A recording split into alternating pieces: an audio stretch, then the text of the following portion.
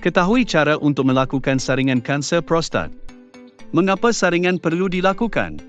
Saringan dapat mengesan kanser prostat pada peringkat awal, di mana ia dapat meningkatkan peluang untuk rawatan yang berkesan sebelum sel-sel kanser merebak ke bahagian badan yang lain.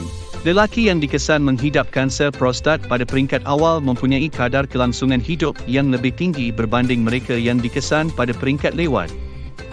Saringan kanser prostat biasanya melibatkan dua ujian, iaitu ujian darah PSA dan pemeriksaan prostat melalui lubang dubur, atau lebih dikenali sebagai pemeriksaan rektum digital.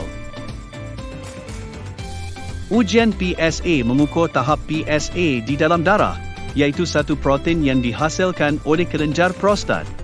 Secara umumnya, jika keputusan ujian PSA menunjukkan negatif, iaitu di bawah 4 nanogram per ml, terdapat 85% peluang yang anda tidak menghidap kanser prostat. Sekiranya keputusan PSA adalah positif, iaitu melebihi 4 nanogram per ml, terdapat 30% peluang untuk anda menghidap kanser prostat.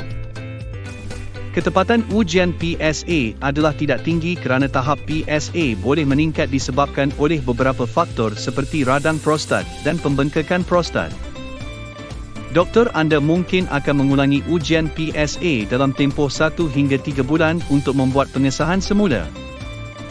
Pemeriksaan rektum digital adalah salah satu kaedah saringan di mana seorang doktor akan memasukkan jari bersarung tangan dengan pelincir ke dalam rektum melalui lubang dubur pesakit untuk merasai sebarang keabnormalan pada kelenjar prostat seperti ketulan atau benjolan. Disebabkan oleh sensitiviti ujian saringan tidak berapa tinggi, doktor anda mungkin akan merujuk anda kepada pakar urologi untuk pengesahan lanjut menggunakan ultrasound, MRI, atau biopsi jika beliau mengesyaki bahawa anda menghidap kanser prostat selepas pemeriksaan. Apakah kebaikan saringan kanser prostat?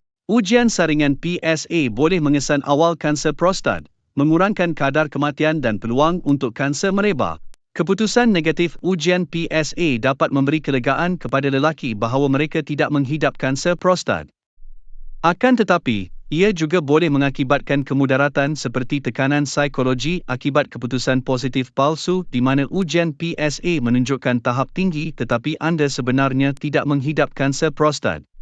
Jaminan palsu akibat keputusan negatif yang salah di mana ujian PSA menunjukkan tahap rendah walaupun anda sebenarnya menghidap kanser prostat. Komplikasi berkaitan prosedur termasuk pendarahan disebabkan oleh biopsi, dan pengesanan berlebihan membawa kepada rawatan berlebihan. Memahami kebaikan dan keburukan menjalani saringan kanser prostat adalah penting sebelum anda membuat keputusan untuk melakukan saringan. Bincanglah dengan doktor anda mengenai saringan kanser prostat sekiranya anda bimbang mengenainya, lebih-lebih lagi jika anda berumur lebih 55 tahun atau mempunyai ahli keluarga terdekat yang menghidap kanser prostat. Beritahu setiap kerisauan anda dan perkara yang penting bagi anda pada doktor. Anda juga boleh meminta maklumat tambahan daripada doktor anda atau berbincang dengan ahli keluarga sebelum membuat keputusan muktamad. Kesimpulannya, keputusan untuk menjalani pemeriksaan hendaklah berdasarkan nilai dan keutamaan peribadi anda, dilengkapi dengan maklumat yang diberikan oleh doktor anda semasa perbincangan. Kekal sihat dan cergas.